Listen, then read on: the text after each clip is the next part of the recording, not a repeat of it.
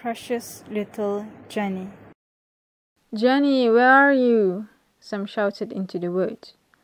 There was no reply from his sister. All Sam could hear was the sound of leaves rustling from the wind. It was almost dusk, and she regretted not bringing a torchlight with her. It was getting harder to see clearly, and the long shadows of the trees on the ground were starting to play tricks on her mind. Well, a girl could only think ahead so much while she was being yelled at.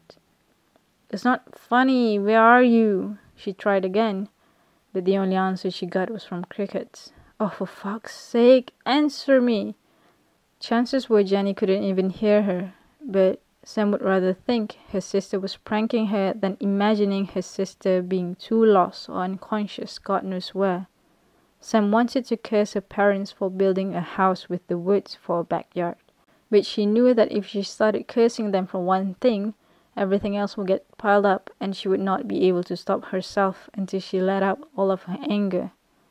Sam stopped for a moment to breathe and take in her surroundings.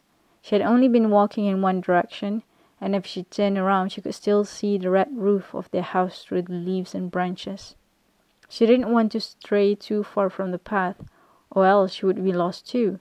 She still needed to get precious little Jenny home to Mama and Papa.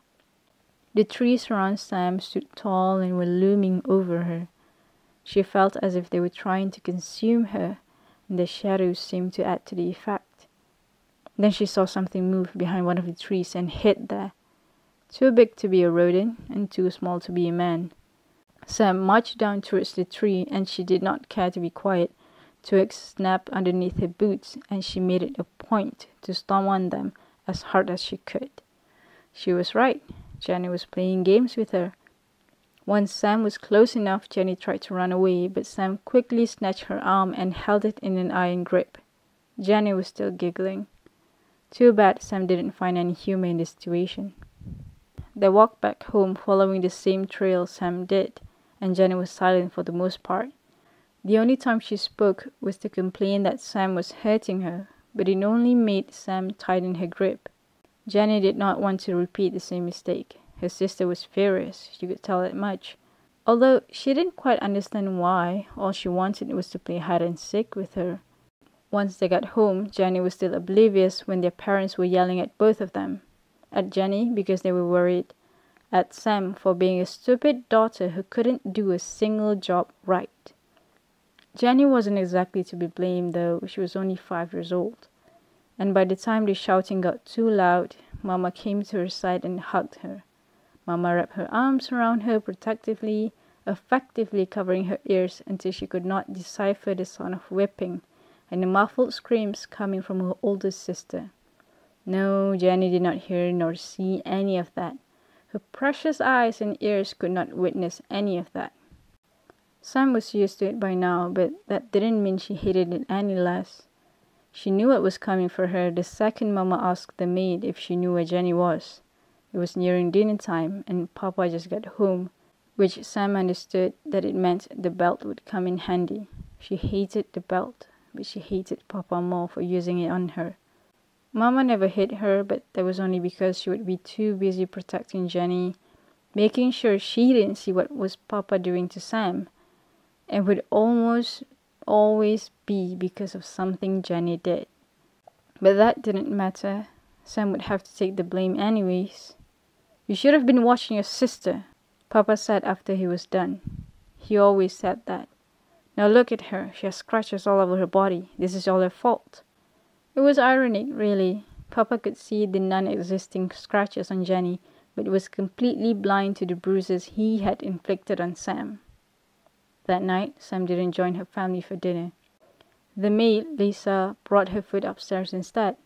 "Why don't you go downstairs?" Lisa asked for the sake of conversation. "Oh, I don't know. Maybe because my family hates me?" Sam didn't mean to be harsh or sarcastic towards her, but she couldn't pretend to be polite at the moment. Lisa sat next to her on the bed and brushed her hair. "They don't hate you. It's just tough love." Lisa didn't believe a word she just said either, much less Sam. "Didn't seem to be tough on Jenny, not one bit." "Well, it's just different because you're the older sister." "I'm only 13, Lisa." "Yes, but they knew that you're strong enough, and right now, your little sister needs more of their attention and love. Sam knew Lisa only meant to comfort her, but everything just came out wrong. Just because I don't need it doesn't mean I don't want it. And just because I'm strong, it doesn't mean the belt didn't hurt. You and I both knew that's bullshit. Lisa didn't have any more lies to offer, so she left the girl alone with her dinner. The next day, Lisa did not come to work because her son was sick. Sam already knew what that meant when Lisa phoned in to inform her employers. Sam would have to do most, if not all, the chores because Mama would be too busy in her home office and Papa would not come home until later in the evening. Not that he ever did any housework anyways. It was a Sunday morning, so part of Sam was relieved for this to not have happened during a weekday. That would mean she would have to skip school because Jenny could not be left alone without a playmate. Sam was starting to get sick of her. She could still remember the rare days when she was little and Lisa or babysitter could not come to work. She had to sit quietly in Mama's office doing God knows what on her laptop. She couldn't make a sound, could barely move around, and she was often threatened with a hiding if she misbehaved, whatever the hell that meant.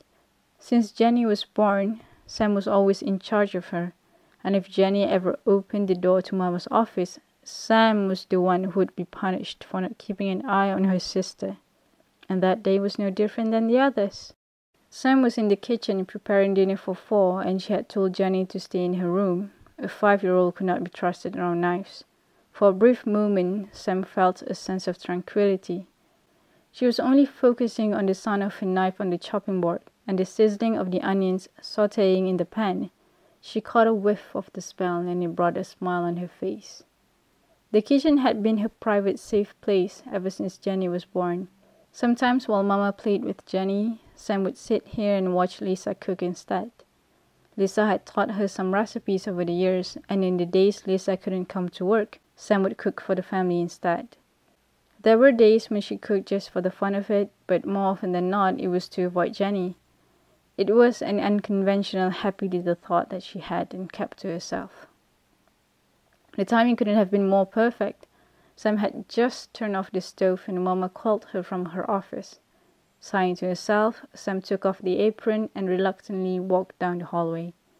She opened the door on her left and felt, with such great force, her little moment of joy vaporizing into thin air. Jenny was sitting on the floor of the office, and she seemed to amuse herself with a box of papers she had found. There was cotton on the floor, yes, but even saying that was an exaggeration. They were barely spilling out of the box, and Sam couldn't understand why Mama was yelling at her. Well, she knew that Mama yelled at her because she could never do the same to Jenny, but the papers were barely creased. Maybe Papa and Mama had the same problem, where their minds exemplified the situation. Again, ironic how Mama did not see the blacks and blues on Sam's skin, but saw the almost invisible creases on the papers. "You are a waste of space in this house. You can't do one single thing right." Mama spat out the words in disgust. But Sam missed the look on her face or her burning eyes because she was looking at Jenny on the floor. Her little sister was staring at her with mouth agape, not understanding what was unfolding in front of her 2 eyes. Ignorant little Jenny. Precious little Jenny. A slap landed on her cheek and Sam didn't know where to look then. Mama never touched her.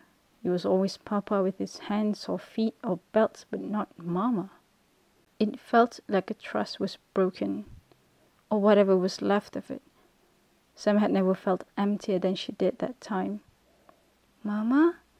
A small voice from behind the mother called. Snapping out of it, Mama turned and hugged her daughter, whispering apologies for the things she had to witness. Something hurt in Sam's chest, and she thought she was having a heart attack. Those apologies belonged to her, so why did someone else get to hear them? Jenny was never at the receiving end of the pain, so why was she the one who got the hugs and kisses?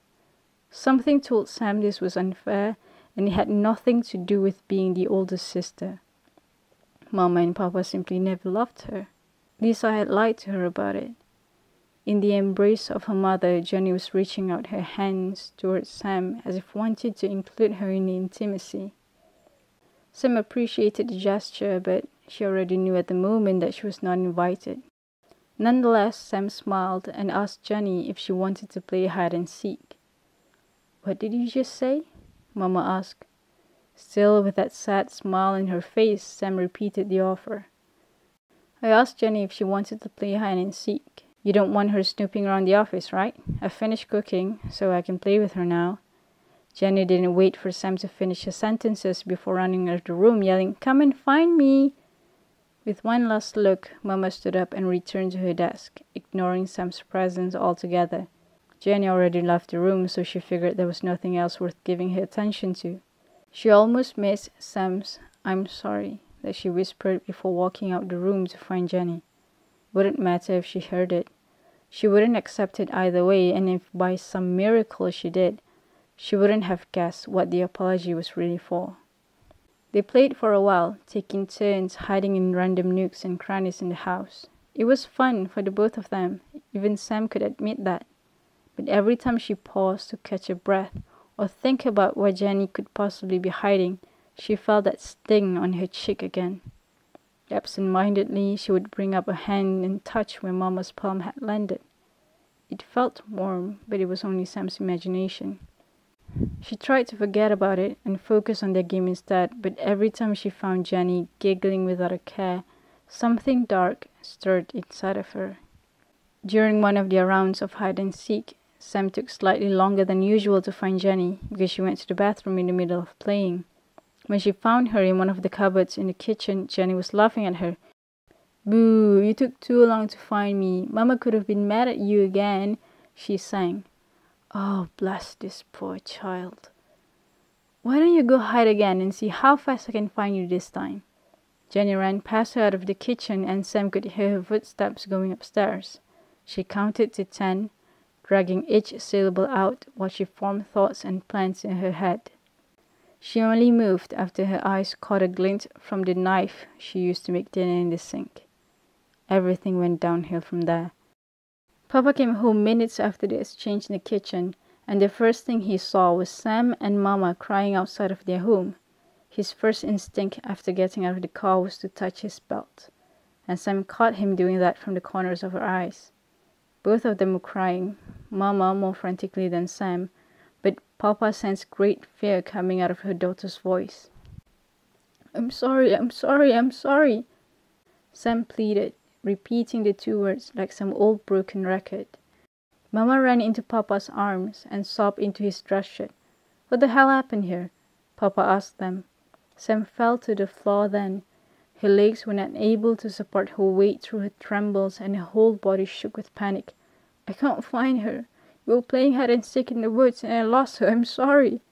She covered her ears with her hands, pushing them against her head as if she herself didn't want to hear the words coming out of her mouth.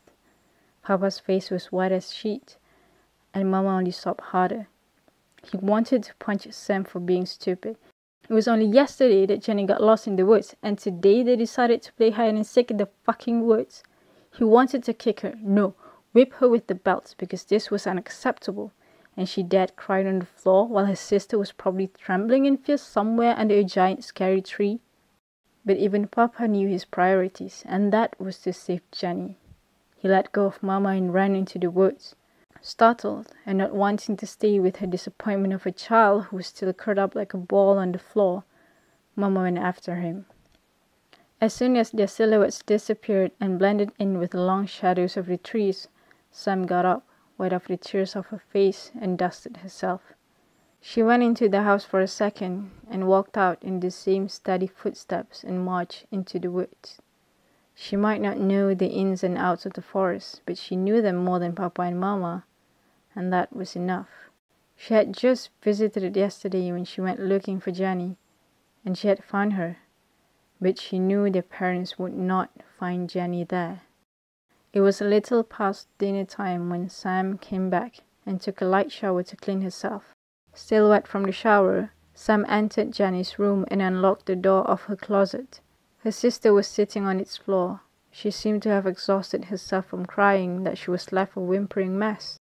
Sam felt a bit sorry for her, but she reassured herself that it was necessary.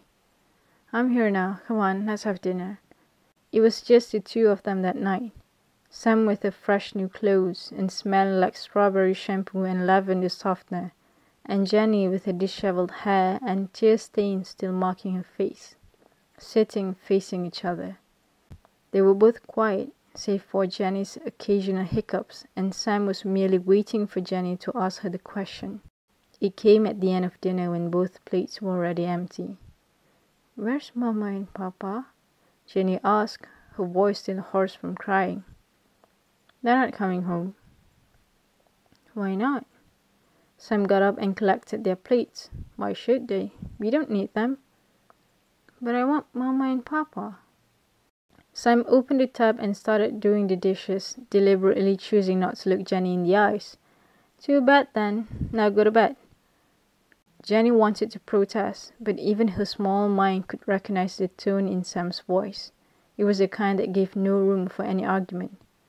Later that night, Sam was woken up to the sound of knocking on her bedroom door. She checked the clock on her bedside table. It was 11 p.m. Jenny was standing in front of her door, holding her favorite plush toy, a green dinosaur. She couldn't sleep because she didn't get her bedtime story. Normally, Mama would do it for her, but because she wasn't home, Sam had to do it in her place. Sam felt a pang in her chest because she tried to remember the last time Mama told her a bedtime story, but she couldn't recall anything. Sam agreed to it and was halfway through the story when Jenny started crying. "I want Mama to read it for me." Sam repeated the same words from dinner. "Mama and Papa are not coming home, so I'll tell you bedtime stories starting tonight." Not even one page later, Jenny was complaining again. "You're doing it wrong. You suck." "Well, maybe I would know how to do it if Mama ever read me some stupid bedtime stories." Sam snapped, and that seemed to silence Jenny. "You don't need Mama to do it for you. I never needed Mama to do it for me." Poor little Jenny started to feel scared and confused, because Sam never yelled at her like that. "I want Mama. I want Papa." She whispered under her breath, but Sam had caught it, and she was having none of it. She stood up abruptly and dragged Jenny out of the bed while she continued to wail. If no one ever heard Sam's cries when she was getting beaten up, then no one would hear Jenny's cries either. The nearest neighbors were the forest and all the creatures that came with it, and it was time for another visit. With a torchlight in one hand and Jenny's arm in another, Sam led the way into the woods again. "You want to see Mama and Papa, right? Fine, I'll bring you to them." Jenny couldn't decide what was the scariest thing at night. The trees and their shadows over them, the sound of owls and insects, bright eyes watching them in the dark, or Sam. It could have been the shadow's fault, but underneath the streaks of moonlight, to Jenny, her sister looked sinister. She tried to stop her by pushing her soles into the ground with all the force she could muster, but Jenny only tightened her grip, surely causing a bruise, and looked at her in the eyes. With a wicked smile, she asked, "What's the matter?" As if anything about the ordeal was nothing less than natural. They didn't get to where Sam wanted them to, because Jenny stepped on what felt like a shoe and she was sure it wasn't there yesterday. The woods had changed. It had turned evil overnight, and she didn't want to keep going. "I don't want to see Mama and Papa anymore," she said. That was enough to satisfy Sam, and they walked back home silently. Tomorrow Lisa would come to work and call the police, and once they got deep enough into the woods, they could clean up the mess for her. But for tonight, Sam would tuck her precious little Jenny into bed with a warm little kiss on her forehead. "See, you don't need Papa and Mama."